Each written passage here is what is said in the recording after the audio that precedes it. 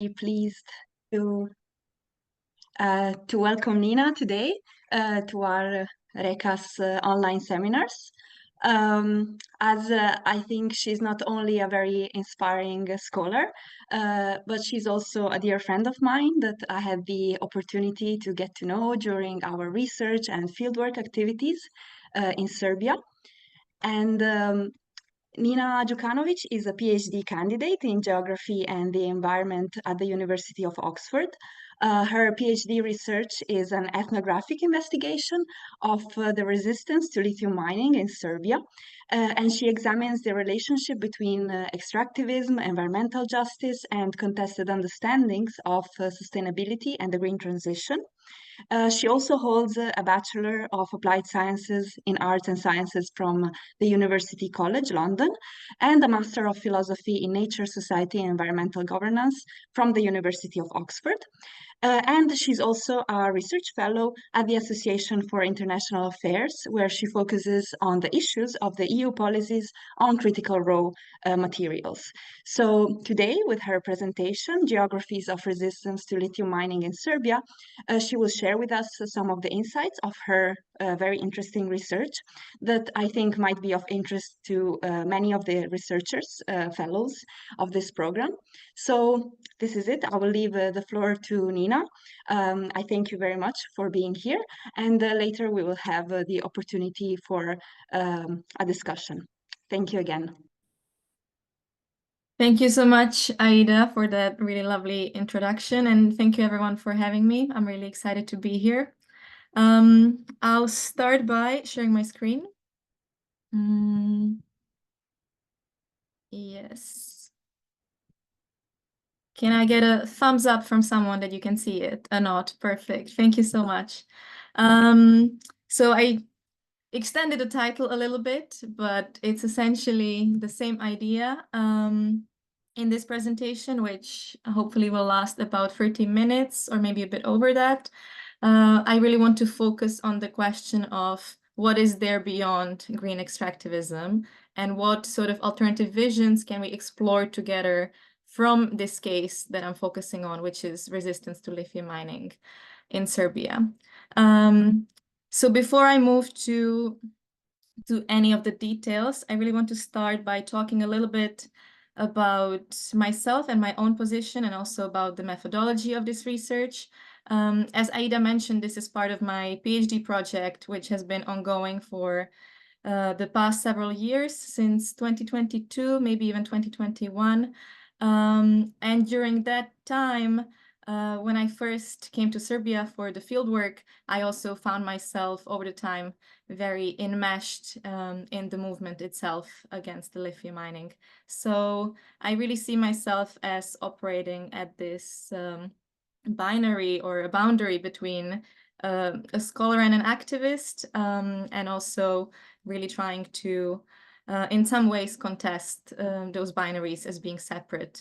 So I see myself as very enmeshed in the movement itself, which has also grown over the years. And this photo that I'm sharing, it's just one of my favorites from a conference which was organized by Pravo na vodu in February last year, where activists from all over the world, from Spain, Portugal, Peru, Ecuador, and also United States, came to the Jadar Valley to meet with the local communities there who were resisting. And just to say also a little bit more about my own personal position, my family is originally from Serbia, / Montenegro / other ex-Yugoslav countries, but I was born and raised in Prague, so I see myself in a way, in a simplified way, as a Serbian diaspora or a post-Yugoslav diaspora, and I speak the language and I hold the Serbian passport, but I also hold the Czech passport, which gave me many of the opportunities to study in the UK later on. And I stress this here because I think it's also important to mention that in no way I can be considered a part of the local communities which this research is about, but I see myself more as their ally rather than the member itself.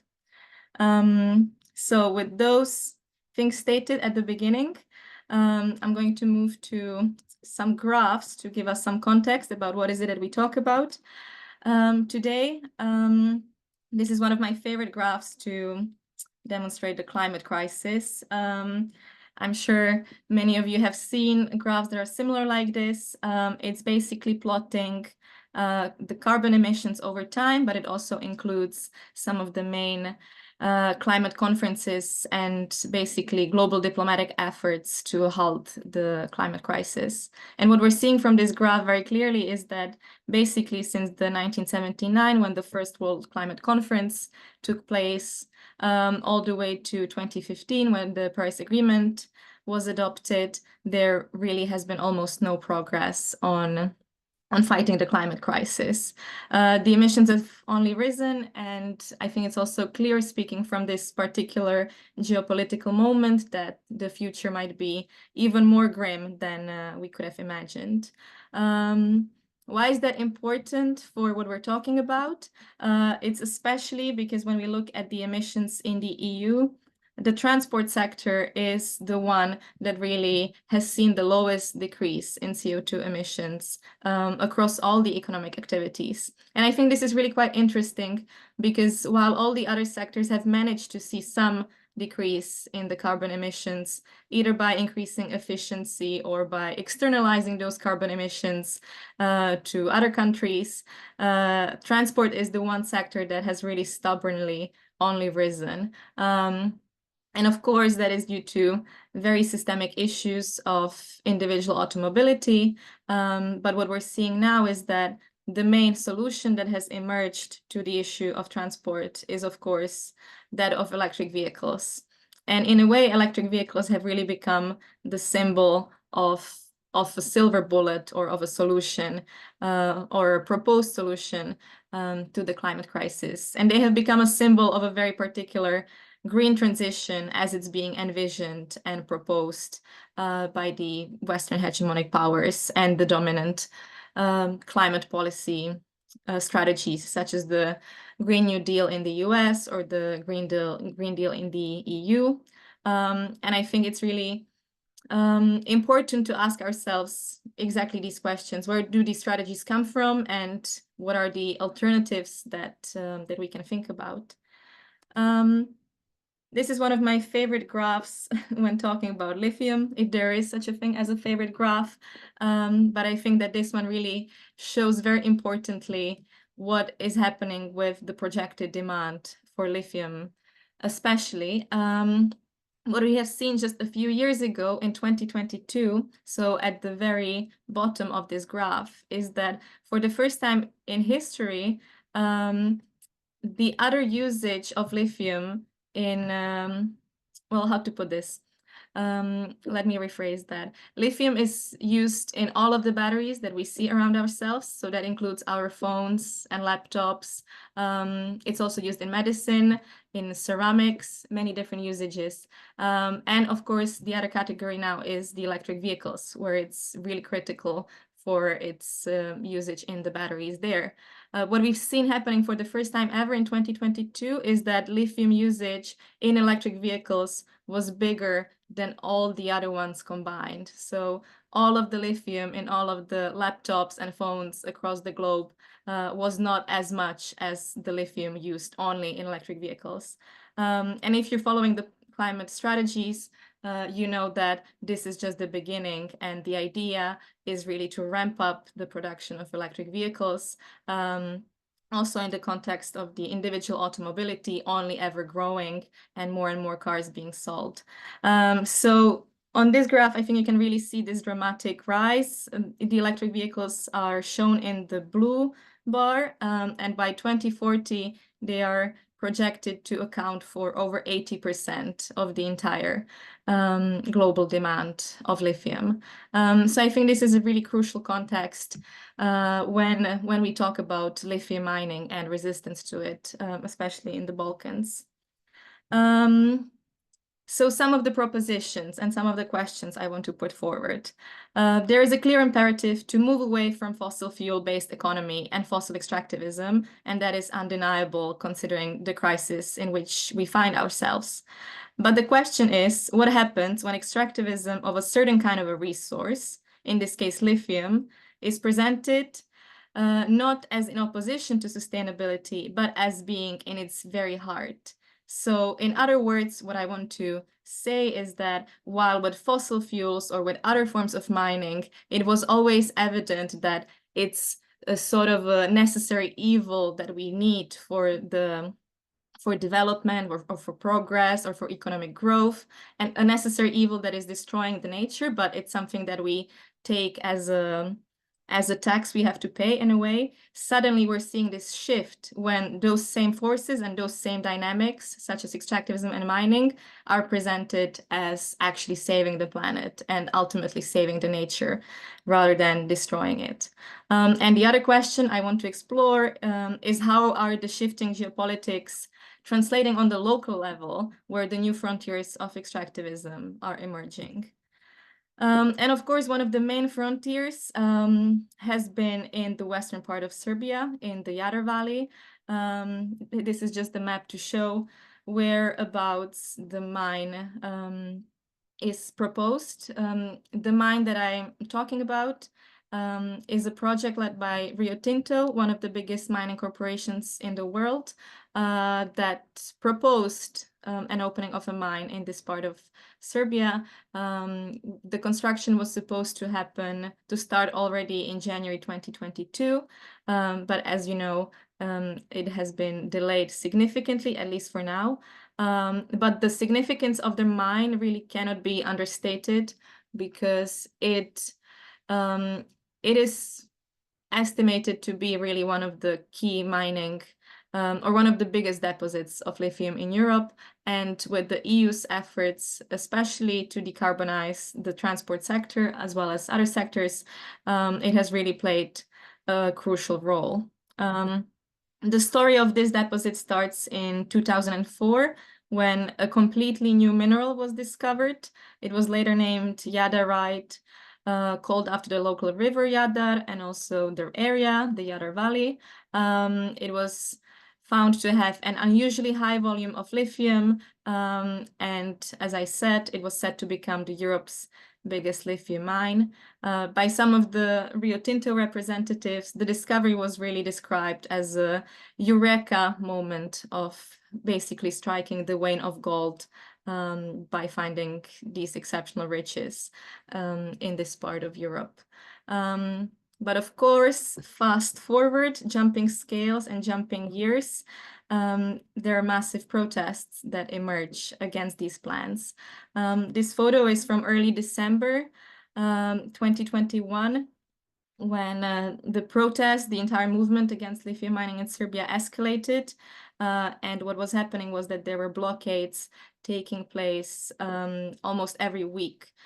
Usually on Saturday at 2 p.m., the protesters were blocking roads, streets, bridges, and highways, all of the main economic nodes of the country, with the clear intention to stop the flow of goods, services, and capital, and to resist this project. So I don't know if you can see it very well from this picture, but what is happening here is that there are thousands of people blocking one of the main highways going through Belgrade called Gazela. You can probably see a bus and some cars being there stuck among this river of people. And it has really, at the time, been one of the main protest waves in Serbia since the 1990s or since the early 2000s. So it really presented one of the biggest movements in the modern history of the country. Yes, what happened later, of course, is that in January 2022, in January 2022, the government was forced to cancel the project, but only 2.5 years later, last summer, they canceled the cancellation, and I will get back to that later, but this is just to sort of give you the timeline of where we're finding ourselves. Moving on to some theory, I'm working with the concept of green extractivism, which I see as describing the best what is going on the local level. Green extractivism is signaled by the so-called lithium regimes, right, Vosko Bojnik and Andreucci. The fantasy of an environmentally and climatically benign resource frontier, of an ultimate technological and ecological fix, capable of fueling local and national development while saving global capital from its own ecological contradictions. To me, this is one of the best definitions that I use, especially the part of about the ultimate technological and ecological fix. I think this idea of a technofix really goes to show how most of the dominant climate policies rely on technofixes, on silver bullets, rather than on systemic solutions and rather than on changing the system, of course. Axel Anlauf writes about greening the imperial mode of living. And what he means by that is that, of course, the unequal relationship between the global south and the global north constitute what he calls an imperial mode of living, building on the work of Ulrich Brandt and Wissen. But Anlauf proposes that what we're seeing now is the greening of that. So basically just painting it green while keeping in mind that the system doesn't change at all. Acosta, who is a South American scholar, proposes that we should talk about degrowth in the north and post-extractivism in the south. So because most of this long history of extractivism has been seen especially in Latin America, and also most of lithium is still being mined in South America in the so-called lithium triangle. There has been a really rich scholarship on post-extractivism coming from these geographies, from the indigenous and peasant communities and their allies, who are offering very concrete proposals on how to move away from this extractivist mindset and from the system as such. These have been in very close conversations with degrowth, environmental justice, post-extractivism, and also post-developmentalism. But I also wonder, and this is an open question, whether we should also start talking about post-extractivism in the north. Because what we're seeing now is that with the policies such as the Critical Raw Materials Act, for example, in the EU, there is really an intention to onshore and nearshore many of these mining projects in order to have a better control of the supply chain, allegedly for security and sovereignty reasons. And then I wonder, of course, with the always liminal position of the Balkans, what would the alternatives from the Balkans or post-Yugoslavia look like? And what would post-extractivism from this region look like, or what could it propose? Of course, the region, I'd say, has always been complicating the global north, global south binary, which is not cutting so easily through this part of Europe, especially as Serbia has found itself in a very particular position in relation to the EU that is actively supporting the project. And here I have just some examples of the media representation, which we've seen in the past few years. A really huge Bloomberg article published in 2019 had a title saying that there may be a fortune buried in a forgotten corner of Europe.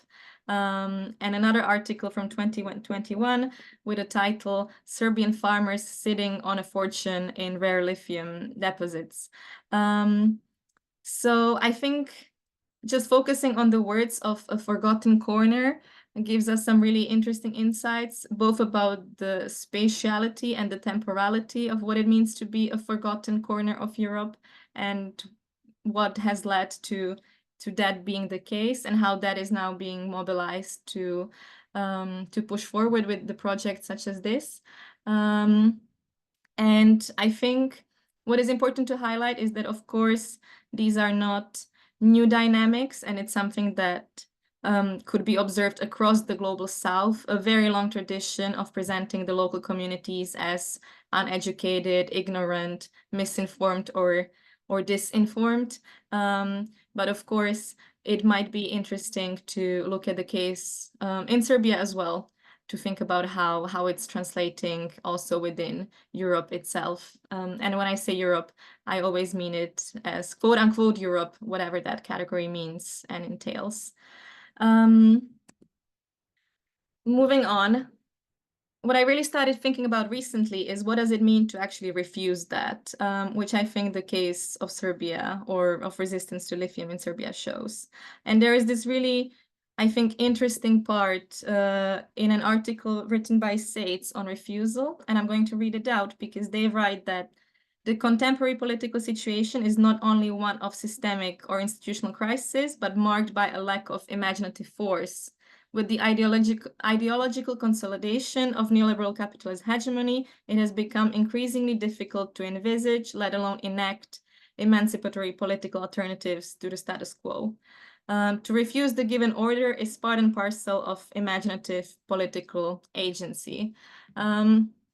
I find it so interesting to look at these texts that have been written a few years ago in this context, because as my friend put it just a few days ago, it feels like the world has changed in the past 3 or 4 months more than it has in the past few years. And I have this feeling that things are becoming very outdated very quickly, but also very terrifyingly relevant. And I think, yes, when Sates writes about this sense of political solutions being foreclosed, or the ideas about the future being enclosed and pushing forward with a very specific narratives, I think this really relates very strongly to how the green transition is being envisioned and how it seems like there is only one possibility, which is to continue with extractivism and the green growth. So I think about what it means to refuse lithium mining. It becomes a key site of contestation of what a sustainable future holds. And I believe that the mass scale of protests that we have seen presents a fundamental challenge to the hegemonic view on sustainability and green transition, which is based on mining extractivism. But the key question I really think is interesting to pose is, what would it mean to understand the politics of refusal, not as a passive negation, not just as saying no, but as an active formation and affirmation? So what are the things that actually emerge in this moment of refusing something and saying that that is not the future that we want? And by extension, I also wonder what would post-green extractivism look like, because there is a very rich scholarship on post-extractivism, as I said, but if post-extractivism and post-developmentalism challenge the ideas of progress in development, what would post-green extractivism look like? What are the other visions of the green future that we can see and enact? And what alternative green futures emerge in the wake of the cancellation of the mining project in Serbia? Here I want to offer just one empirical example, which to me has been one of the most interesting ones that I've seen during my fieldwork. This is happening in Rekovac, which is central Serbia. So it's not the area where the main Jadar project is being planned, but as the Jadar project became more known, other communities across Serbia began to realize that their regions are also targeted by lithium explorations. So by now, there have been several locations across the Serbia where there have been efforts to create exploration drills and to find out where more lithium can lie. And one such location is Rekovac in central Serbia, where during COVID, one of the exploration companies managed to drill the first exploration drill, which of course is just a drill into the soil aimed to establish the presence of the mineral. But usually you need much more of these drills. And for example, in the Jadar Valley, there's more than 500 drills across the entire area that have been drilled over the years to establish the presence of that mineral. But what happened is that as the locals in Rekovac created the connections with the locals in the Jadar Valley, they were able to share the knowledge about this. And this was already happening in 2022 when different communities created together an association of environmental organizations in Serbia called CEOS, which is an association of different local communities who are resisting lithium mining. So when the company came to drill the second drill in Rekovac, the locals organized themselves and physically prevented them from doing so. This happened a few times. Either they would just physically block the geologists, or when I took this photo, this was in December 2023, they put this truck in front of the plot of land where it was supposed to be drilled, and they kept it there for several months, from September until December. And the local community was actually organizing 8-hour shifts to take turns and to protect this little plot of land, to make sure that the exploration company is not going to come to drill the drill. I think this is a really interesting example because, of course, what the exploration company would say is that it doesn't mean anything. It is just one drill that is being drilled. That's not going to open a mine. But what the local community was saying is that, and I put it here in writing, they refuse to gamble with their future. So they refuse any possibility of the mineral being found in their soil, and they refuse any possibility, no matter how small, of a mine later being opened in their area. I think it's also very interesting because by refusing that, they're also in a way refusing the classical Western imperative of knowledge creation, this idea that we have to know what's in our soil and we have to investigate and create scientific analyses for the sake of knowledge itself. And the local community simply refuses that because they don't want to gamble with their future, and because they have a very different vision of what the development of their region should look like.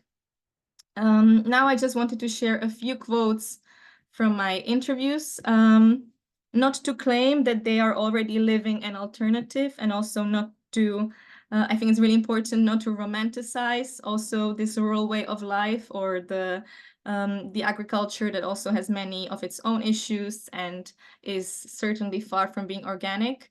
But what I think is that in the act of refusal, at least what's happening is that a door is being opened to perhaps starting to think about something different. So one of my favorite quotes from one of my research participants from an interview in February 2022, she says, "I have everything I need in life. Actually, I need a few more grandchildren, but other than that, I have everything. I can't drive 2 cars. I can't sleep in 2 houses. I can't wear 2 pairs of shoes. I have an ocean of friends and more books than I could ever read. That is how I measure wealth." And I think that in this refusal also of wealth or of profit, how it's being understood in the traditional Western terms, this is also one of the examples of perhaps what we could relate to some of the degrowth proposals of sufficiency and of a sufficient way of life within the limits. Here I'm just sharing some photos from the Jadar Valley. This is a picture of a local beekeeper and the beehives. And another quote from an interview where one of the research participants clearly states that there is no such thing as green mining. What is green are fields and leaves because of chlorophyll. That is green. And this is another picture of the valley where the local community really often stressed the attachment to the land and the soil, both in terms of their own heritage, but also in terms of simply the sheer beauty of the area. And I think that it is also interesting to think about just the beauty and the aesthetics of the landscape, which would otherwise be devastated with the mine.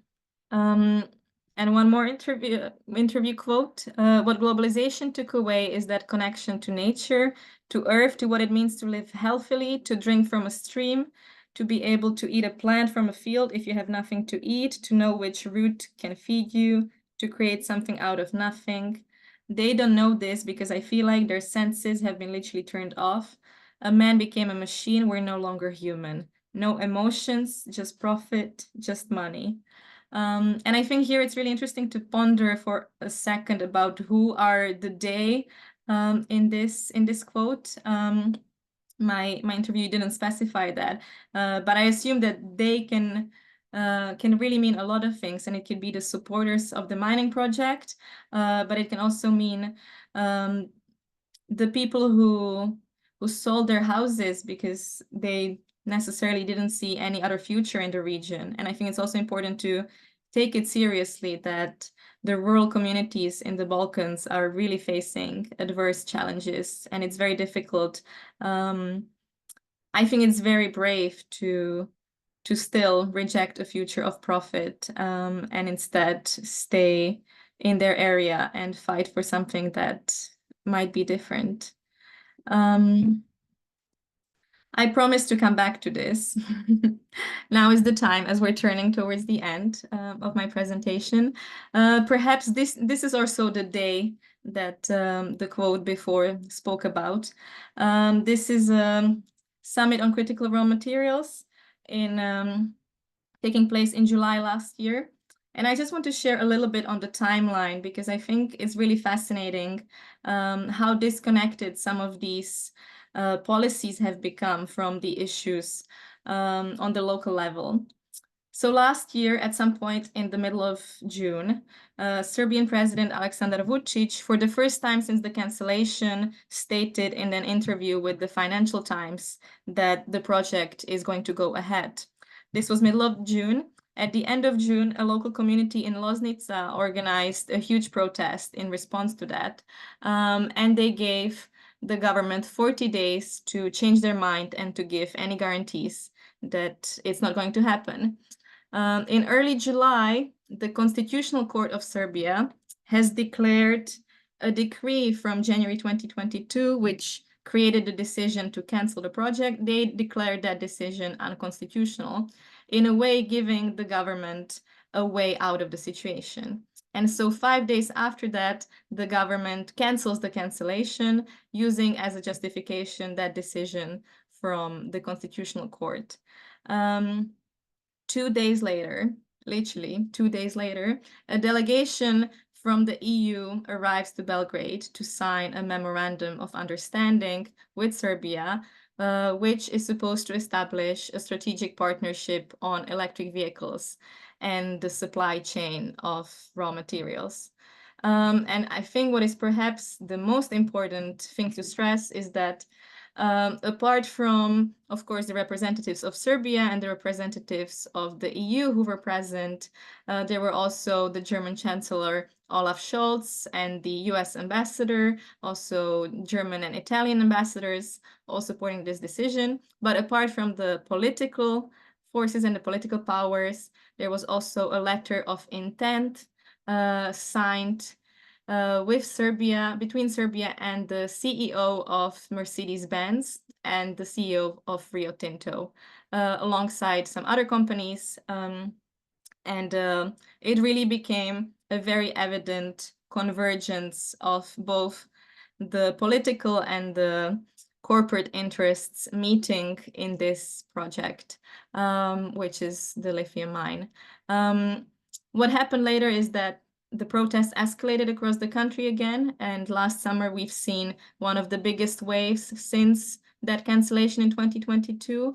There was a really big protest in August, which attracted several tens of thousands of people.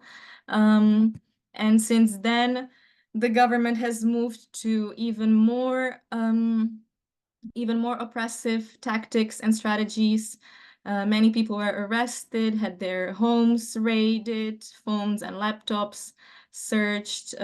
Some activists received death threats. And of course, there was a huge revelation by the investigation between BIRN and Amnesty International that the government has been illegally unblocking activists' phones using Israeli technology.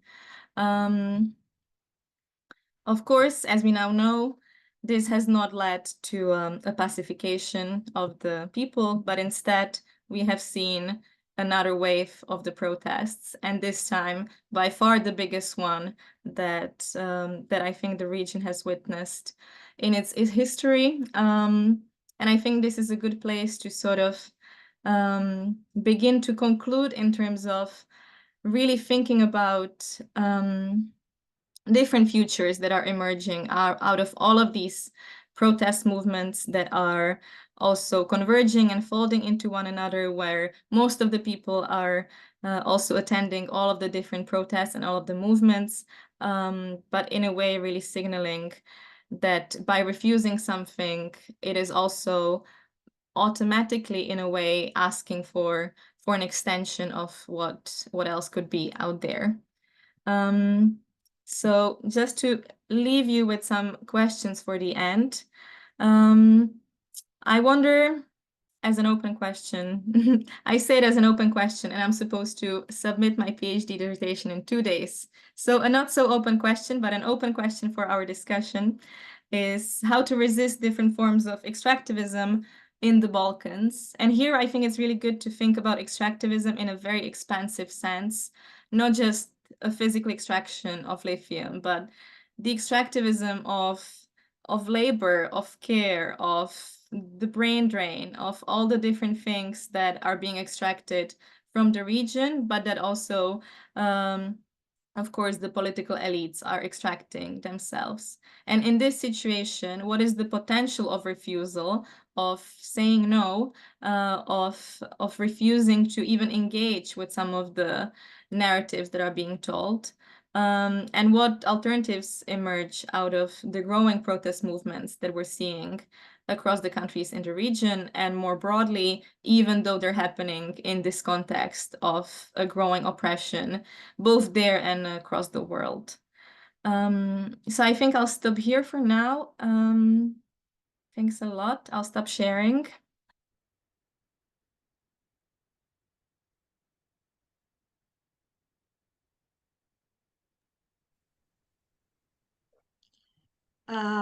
Thank you very much, Nina. It was a very interesting and insightful presentation. Okay, I think we have already a question. I have a couple of questions that I had prepared, but I think you already started answering them, or like enhancing the question marks and adding more to the discussion. So if we have questions from our colleagues, we can start with them as well. If you want, I can read Safet's question in the chat because he has some problem. I'm in the reading room library, so I can't speak. He asks, could you explain the position of degrowth in the Balkan countries? And is it really somewhat romanticized that people want to live in rural areas and work in agriculture? My experience says that when they praised my grandmother for living degrowth, she told them that everything she does so her child can go to Paris. Can you explain that, especially the position of degrowth in the Balkan countries when most of these countries have not reached the limits of growth? We have a specific situation where GDP growth is based on foreign capital. So we have an endangered environment, but no economic prosperity, and GDP is growing. Can you comment on this, please?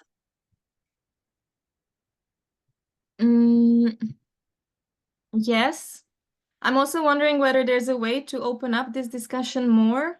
As in, I'm happily going to do like a question and an answer, but perhaps other people would also like to get involved. I think this is a really great question that maybe a lot of people have thoughts about. Yes, Milos, go ahead. I think Serbia is also overshooting boundaries. I think we spend more than I mean, it is available currently when it comes to resources and when it comes to CO emissions. And this problem is probably connected with how we measure things, whether it's like through production or through consumption. So that is the question that should be introduced in this discussion. I mean, like, I don't know whether we like.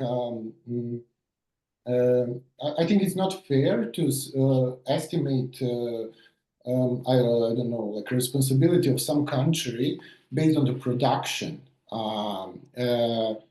because of this question that Safet raised, but we should measure it only based on consumption of goods. But I think in that, even if we take this criteria, Serbia and other Balkan countries are overshooting. So we are certainly part of the problem, I would say. Olympia also has her hand raised. Is it okay, Nina? We go That's on perfect. with the question. Yeah. Great. Hi, Nina. Thank you. Thanks for a great presentation. Very important debate. I don't think only for Serbia. It's really for the entire region.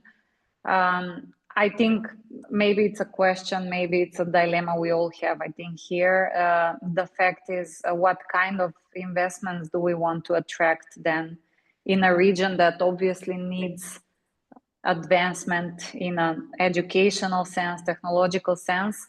So I wonder, and we all know the harms of this, like similar events happened in North Macedonia with EBRD supported project of a mine.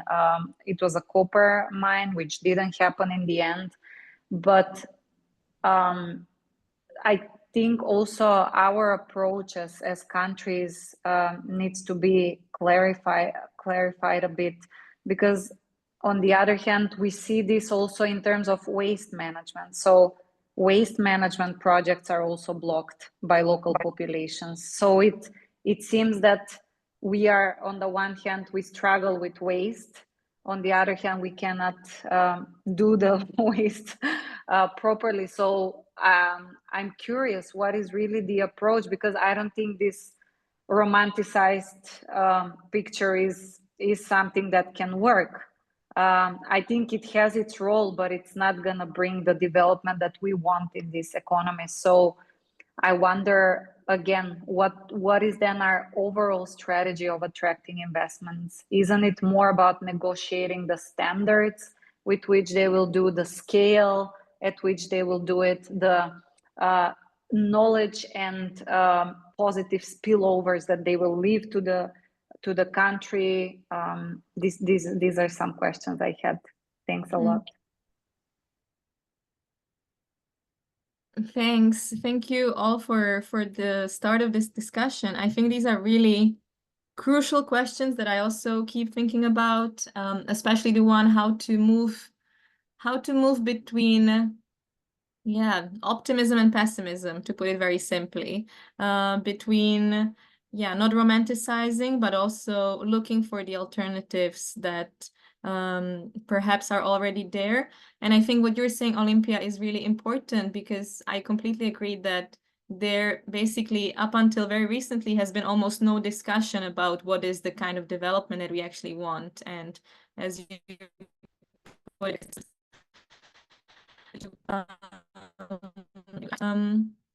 and I do think that at least with the student protests in Serbia, some of these questions are beginning to open. I also think this is a very slow.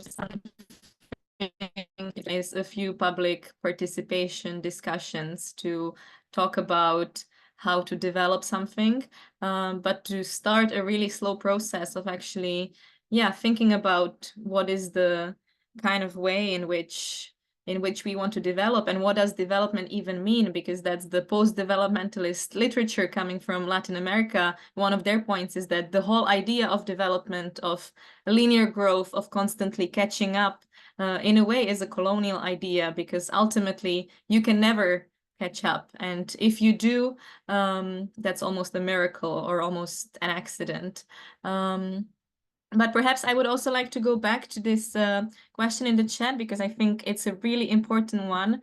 And I would like to stress a little bit more, perhaps, than I did in the presentation, that the movement against lithium mining is very diverse. So it's definitely not just the local communities.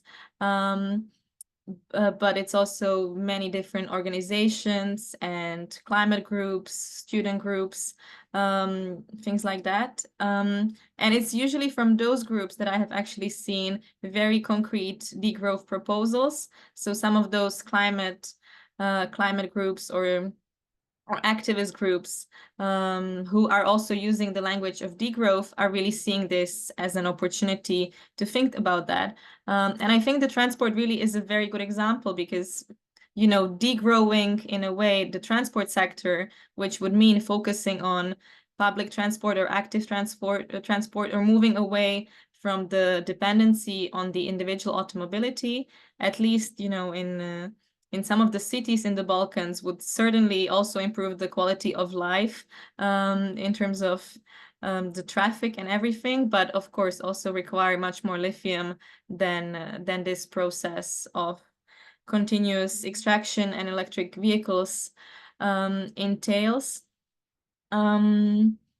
So yeah, I do think that there are proposals coming up, also degrowth proposals. But then I also wonder, is it the local communities on which we should lie the responsibility to already come up with the alternatives? Or is that, you know, as Olympia was suggesting, a broader conversation we need to have? So that's also one thing I want to really highlight, is that while I believe that some alternatives are emerging from this resistance, I don't think it's necessarily their responsibility to, you know, block the exploration drills every single day and refuse to leave their house, and also come up with a completely perhaps that's a question more for people like us, and something, yeah, I would really like to explore further. If I can just jump in, sorry, I'm actually doing some analysis for the RCC on, you know, how aligned are our countries in terms of attracting sustainable investment. And there is really no connection between developmental goals, sustainable developmental goals. So these are in two parallel worlds. Like, our countries have this sustainable language in strategic documents, but when you see investment incentives and investment promotion, is a different world. So these two don't speak to each other. But luckily now there is a lot of discussion from the OECD, also a lot of push for really tying investment attraction to sustainable development goals. And this is globally, I would say, it's not only for our region, it is a global discussion. But I think that this, to your maybe question, I don't think that the local communities, I think we left them actually to deal with this. And unfortunately, I think this is also on the experts, also academics. I think it's actually more our business, but the point is to engage them continuously and get their inputs, because they do have good ideas. So just a remark I wanted to share. Thank you.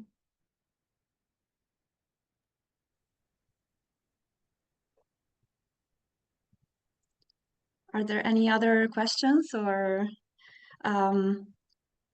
otherwise I might jump in, but it is on this thread. I was also wondering a lot about the need to look at all these experiences and resistances in with a translocal approach and a regional approach as well. And I think what they are really like, the potential that local inhabitants and local struggles that emerged across the region are having, is also how we can see all these issues as extremely interconnected. We have right now like Bosnia as another victim of the threats of lithium mining, again with the willingness to open a lithium mine in the Majevica hill to produce lithium on site and to sell it to a German company. So again, we see this green extractivism led by EU countries in its peripheries, as they are perceived and created.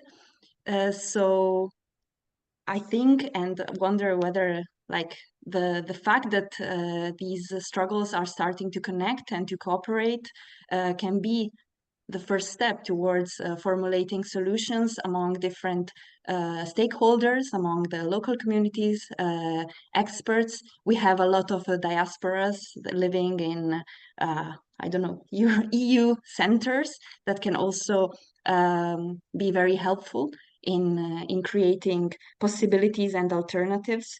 So yes, I just wonder how much this whole region can produce and start co-producing knowledge, as you said, a shared knowledge that can bring to diverse opportunities for building a future, building definitely a need of some sort of growth and of livable life, but that is not based on profit and extractivism. Thank you, Aida. That's I think, really good and important point to highlight. That, yeah, as you say, these connections are already happening, and at least as far as I know, there's quite a lot of cooperation between the communities in Serbia and the communities in Bosnia and Herzegovina. And now, you know, even though that's not the focus of my research, I'm really fascinated by the movements that are emerging from the basically November last year, and now spreading across the region, also, as Olympia highlighted, in Macedonia. I definitely think that is what's happening, and I think we can think about it even further. I think we can go even further and be more expansive, because, as I said at the very beginning, now we also have activists from within the EU coming to Serbia to create alliances, or activists from the global south. So while I think it's very important to keep in mind this, you know, division between the EU and the non-EU countries, which of course is very present and, you know, enacted through all sorts of legal frameworks and different environmental standards and whatnot, ultimately the communities within the EU are also being impacted by many of the projects, whether that's in Portugal or Spain or the Czech Republic or many other ones. But I completely agree, as you said, that looking at these networks of solidarity that are emerging is really important in resisting and refusing collectively, because I think that's always much more powerful than doing that on your own and then always being accused of just NIMBYism, you know, not in my backyard, but let's just do it somewhere else. But what is happening is that I think that's increasingly not the case, and that the communities are actually trying to create networks with others as well.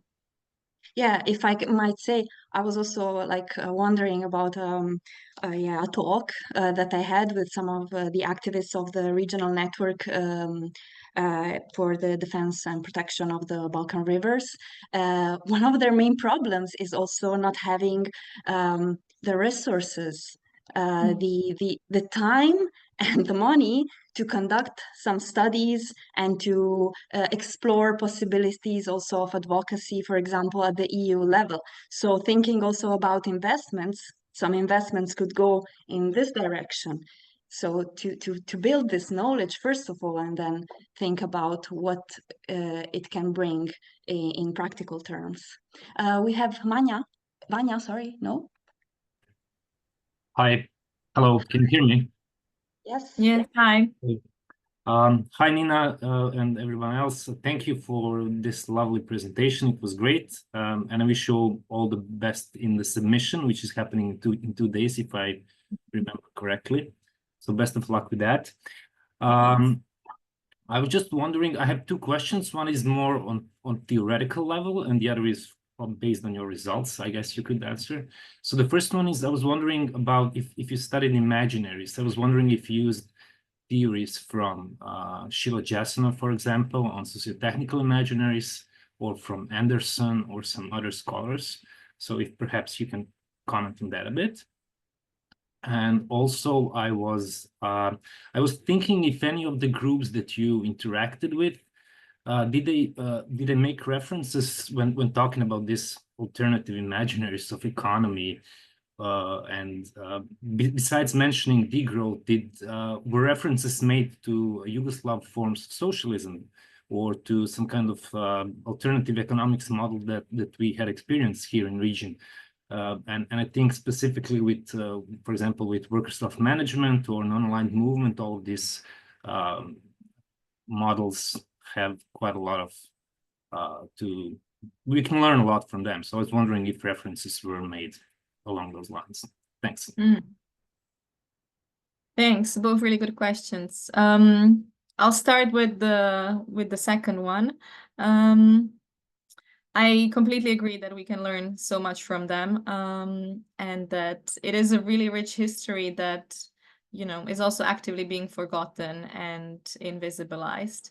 But I think to highlight the point I made about the movement being very diverse, there are also, of course, people within the movement who think along those lines or who highlight those ideas, but yeah, they're not necessarily the local communities in the western part of Serbia.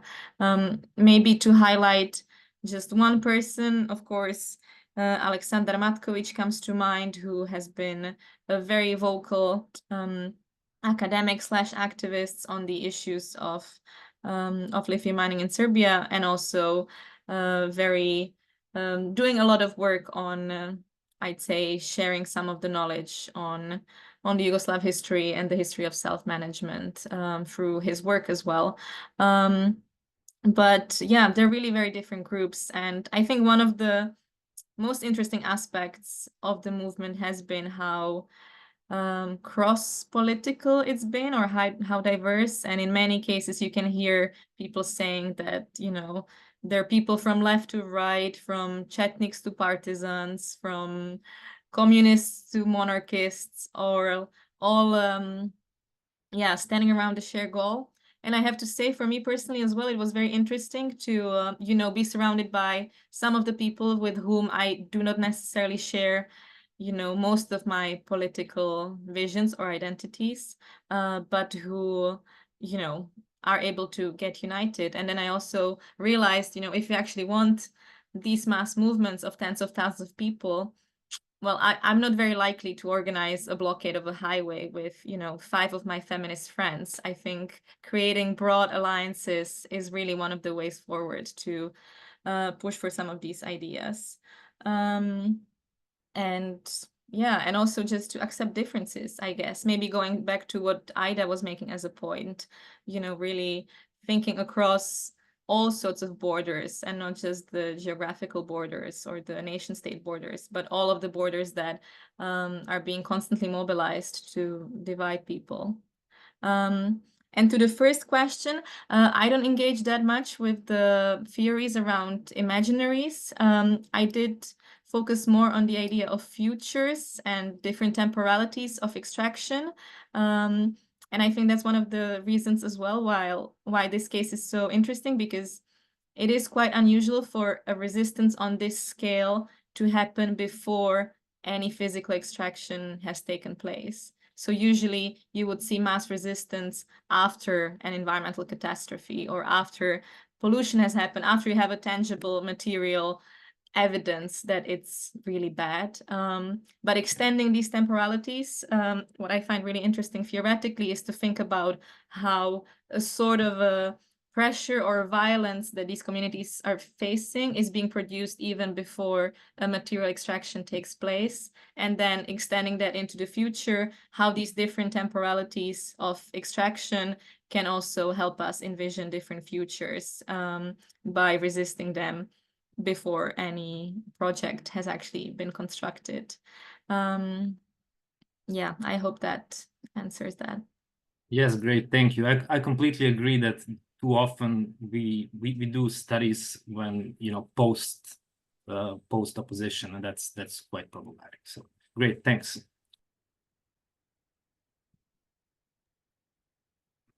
I think I saw another one in the chat, but I didn't have the time to read it yet. You want me to read it for you? So, so it's Safet asking, what do you think is the answer to the invasion of mining, not just lithium, but also other rare minerals and metals? As it is known, the EU has mapped 437 locations in the Balkans, the EU reserve, for strategic partnership needs and electrification, the green transition. Is the first line of defense, activists, protests, NGOs, and so on, enough to resist, given that politics clearly seems to view it favorably? What would be the response? Great. Thanks for that question. Also a really important one. I think, especially in the context of the Critical Raw Materials Act, which only entered into force last year, but which has already managed to really completely shake the geopolitics of mining and extractivism. I think you put it very well when you talk about the invasion of mining, because I think it's really difficult to imagine the sheer scale of all of the critical raw materials, exactly, not just lithium, but rare minerals, copper as well, cobalt, and many others. I think it's difficult to imagine the scale at which these mining projects are going to erupt.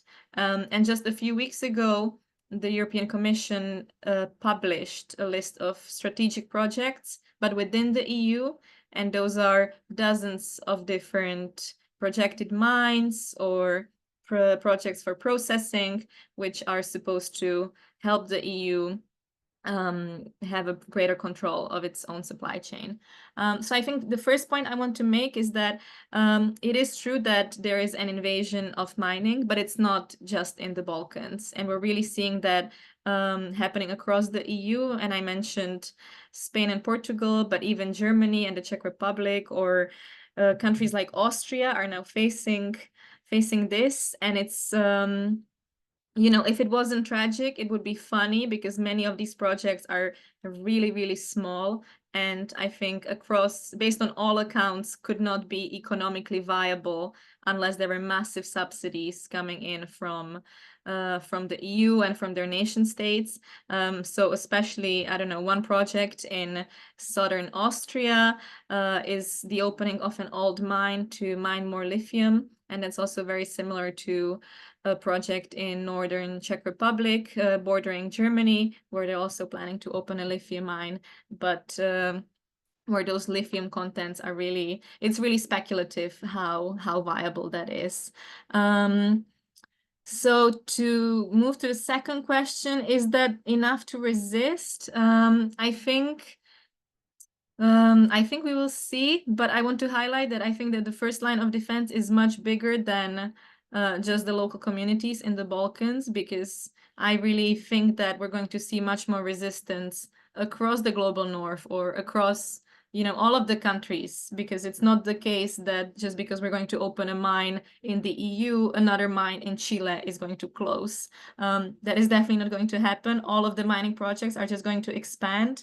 And I think that the local communities are already resisting. And of course, it is a problem, because that just means that there's going to be a bigger backlash against, you know, quote unquote green policies. But ultimately, the biggest issue is that something like this is being presented as green.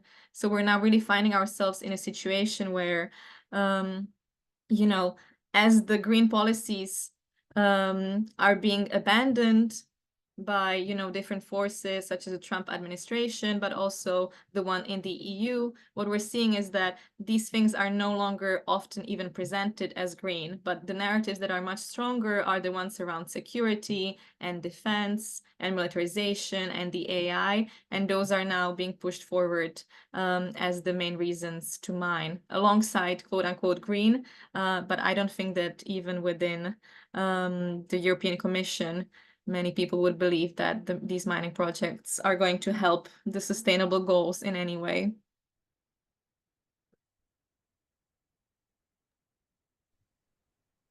I wanted to jump in. You mentioned so these projects also in some parts of the north, global north, and in Europe.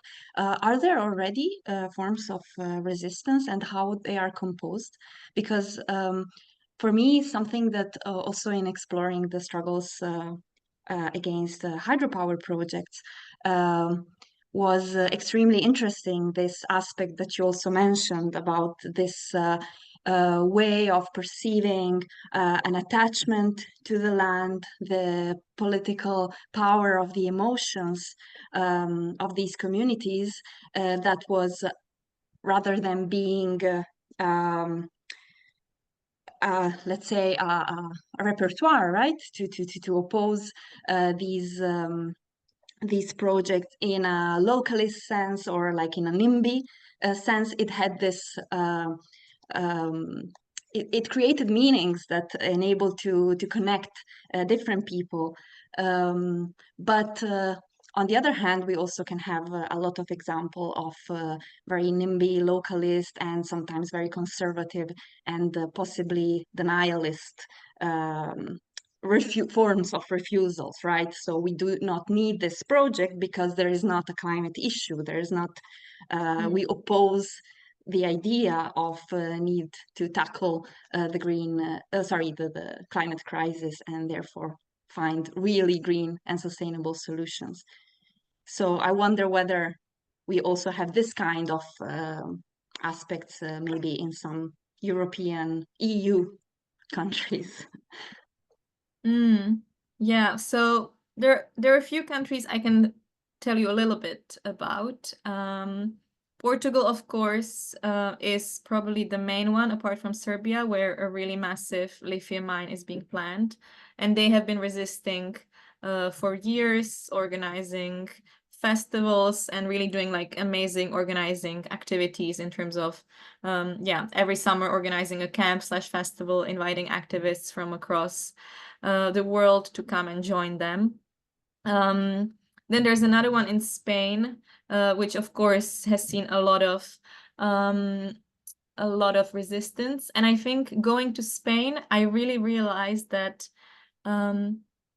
so many of these communities actually feel like peripheries, which to me was very interesting because, you know, to me, Spain is a very rich Western European country, you know, an imperial colonial power from centuries ago.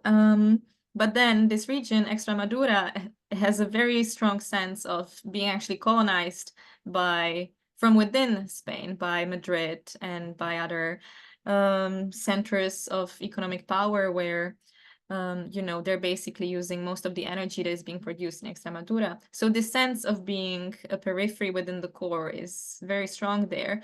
Then, of course, in Scandinavia, there are many indigenous groups, especially the Sami people, who are resisting so many of these projects.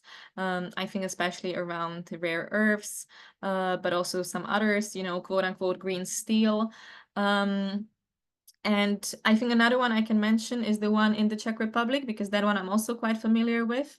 To me, that one is also very interesting because, as you say, one thing that is definitely happening is that these people, these communities, are being almost completely abandoned by environmental groups or by environmental NGOs. Those very NGOs that you would think are going to support them in their struggle against environmental destructions are suddenly finding themselves completely unable to formulate their position on lithium because they are so worried that, you know, it could be interpreted as them being against, you know, climate solutions and things like that. And I think that's exactly what I mean by the imperative of green extractivism and by this closure of imaginations, because it's becoming, for some organizations, literally impossible to, you know, make a statement that would say, no, this mine is bad only because it's a lithium mine. And then, as you say, Aida, completely rightly, what's happening is that the only ones in support of these local communities end up being far-right politicians who use it as their bandwagon to, you know, spread climate misinformation. And that's a massive issue.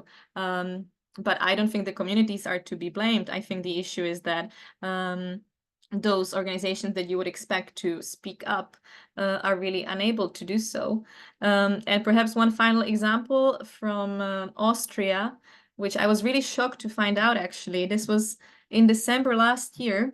I was looking into the case in Austria, and I realized, or I found out that the local government there issued a decision that no environmental impact assessment is needed for the project, which is completely insane. I feel like that would, you know, even the Jadar project or even the projects in the Balkans, of course, must have environmental impact assessments. And of course, they're always imperfect. It's not like an environmental impact assessment is a guarantee for anything. But even in that case, they just decided, they issued a decision saying that because it's an old mine, they're just going to open it again, and they don't need an environmental impact assessment. And of course, that luckily that decision has been disputed, so it's not, it's not enforced yet. But I think it just goes to show what's really happening also within the EU in terms of this massive imperative to just open the mines wherever you can, as fast as you can. Yeah, thank you very much. There is another question in the chat from Peter. Sorry, my connection is a bit variable, so it's better to write it. He asked the following. The mining companies, particularly Rio Tinto, are not passive actors, but actively try to discredit scientific evidence challenging their projects, pollution, and so on. That the mining companies offer a type of facade of discussion and interaction with the local community, so that even beyond trying to prevent them from beginning a mining project, they will never really recognize their obligations to the local communities. These are wondering whether. No, thank you so much, Peter. These are really brilliant questions, and I can only elaborate on them.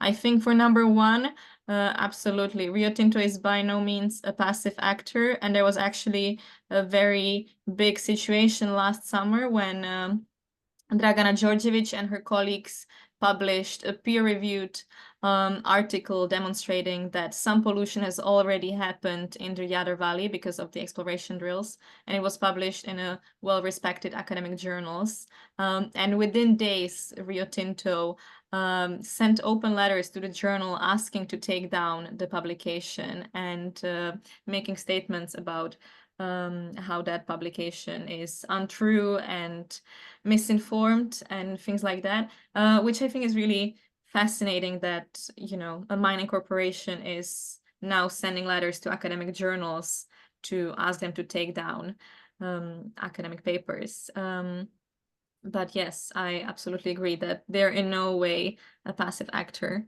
And secondly, this, as you call it, a facade of discussion is so interesting because actually one thing I saw last year when I went to the AGM in London, so I went to the Rio Tinto's annual general meeting as an activist with my colleague Sofia Stefanovic, and they basically took every single opportunity to highlight that they're talking to the local communities, and they're really using this illusion of discussion and this insistence that, you know, a discussion has to take place as a way to push forward the project.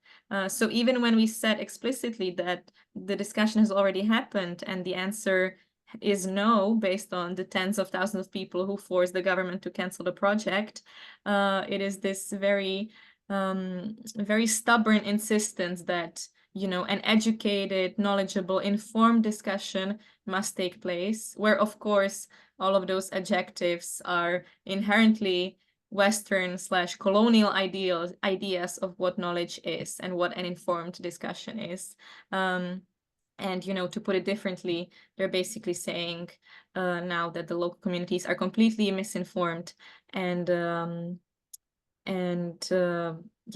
not wanting to talk to the companies. And one thing I also want to highlight in terms of refusal, which I also actually use as an empirical example in one of my articles, is that actually the local community in the Jadar Valley with whom I spoke are, since the past few years, completely refusing to talk to the company. So for the past few years, they have refused to speak to any of the representatives, to attend any of their quote-unquote community events, to go to any educational information sharing events, whatnot, exactly because they realize that any form of taking part, any form of discussion is basically being used against them. So yeah, thank you for that question. Those are really good points.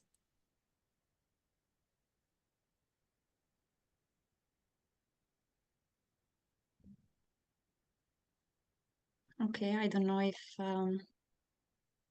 there are any other questions or comments.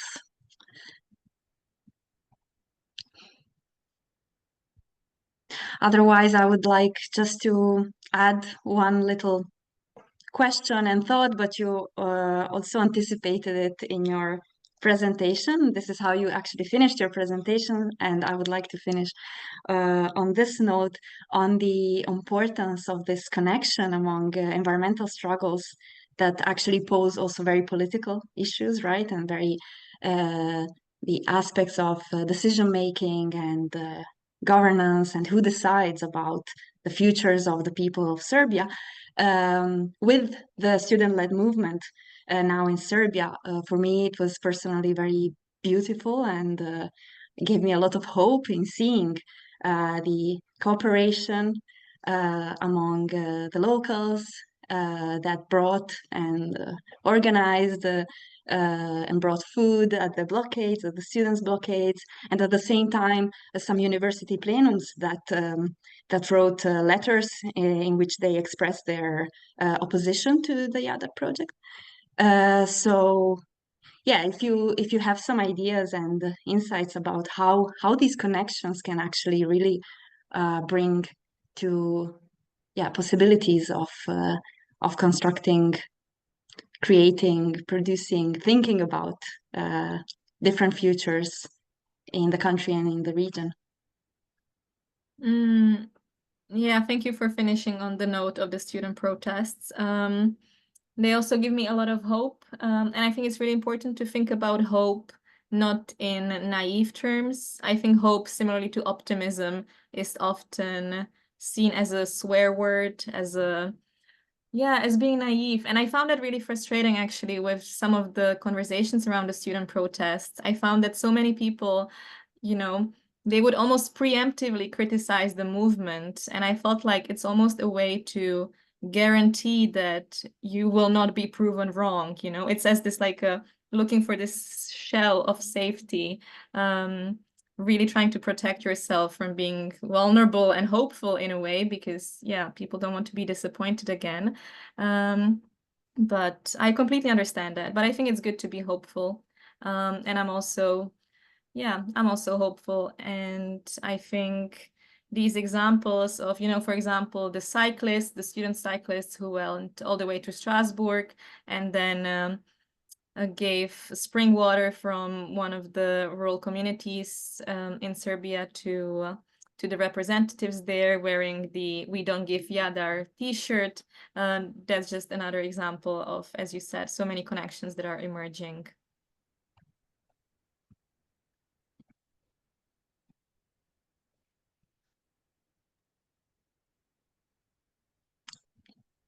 Aida, I think we don't have any more questions, so we can close it up. Thank you very much, Nina, for being here with us and for your time. It was nice having you here, and thank you everyone for the wonderful discussion. We'll have our next seminar in 2 weeks. So have a nice day and goodbye. Thank you very much. Bye-bye. Bye-bye.